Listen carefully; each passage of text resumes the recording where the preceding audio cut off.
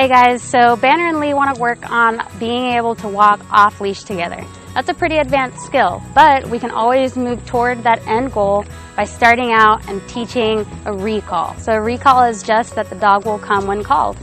We're going to start with that today. Hi, I'm Lee, and this is Bruce Banner, Banner for short. We are looking to get him to be able to walk off leash with me. He's been with me for 2 weeks now, so he's about 10 months old. Our end result is that we want Banner to be able to, at any point, no matter what has his attention, to turn around the moment that you call him and to sprint back to you.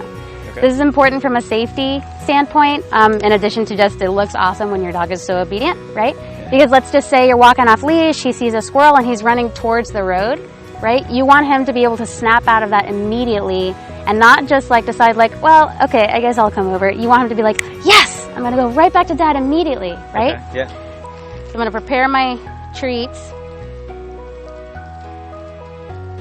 All right. Hey, good boy, good boy. You're such a good boy. Look at this delicious chicken. What a good boy, what a good boy. Notice I'm still going, what a good boy. So I give him several treats. I give him a lot of rubs. What a good boy. That's so tasty. That's so tasty. What a good boy. Good boy.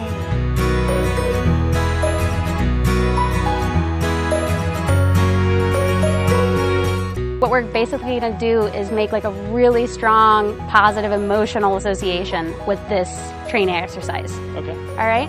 So the rules are this. You cannot use anything other than his name if you would like to, but I even recommend just any sound other than saying come, all right? After we get a really strong response, then we're gonna introduce the word. The reason we do that is because if you introduce the word before you have the exact response you want, you may be teaching him, oh, when dad says come, it means I can walk back slowly and I'll get a treat. We don't want that, right? Okay. So we're gonna first get the full behavior we want, which is sprinting towards us. And then once we have that well established, we'll add in the cue, whatever word you're gonna wanna use, like, Banner, come, or whatever. Okay. All right?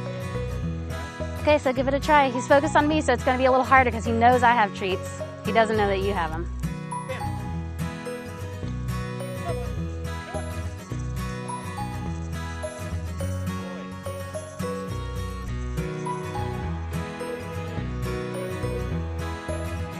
Perfect. Banner!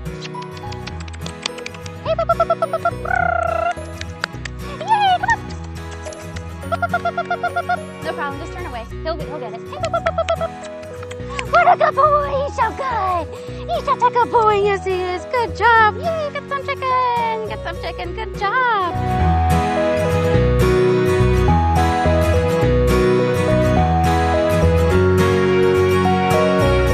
And then when it's your turn, I'm just gonna remove the attention.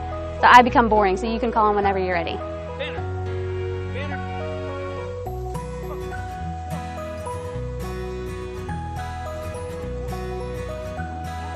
Perfect.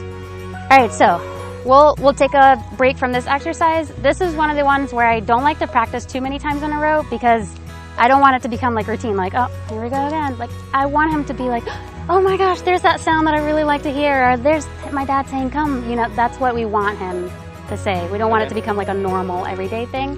I would recommend just getting like high value food items and then practicing once a day. After a little while, you don't have to give him a treat every time. And actually, it's a good idea if you don't treat every time. Something really interesting about animal psychology, and actually it's very true with humans as well. It's called going from a continuous reinforcement schedule. That just means every time they do what you want, you give them a treat. And then you go to something called a variable reinforcement schedule, which is that randomly, they never know when they're gonna get the treat. Sort of like people gambling. Yes. Okay. Sort of like people gambling, like if they won every time, it probably wouldn't be addicting. What makes it addicting is that you don't know, like every once in a while you win. Hey you guys, thank you so much for watching. I hope you found it helpful, and I'll be posting the next steps in future videos.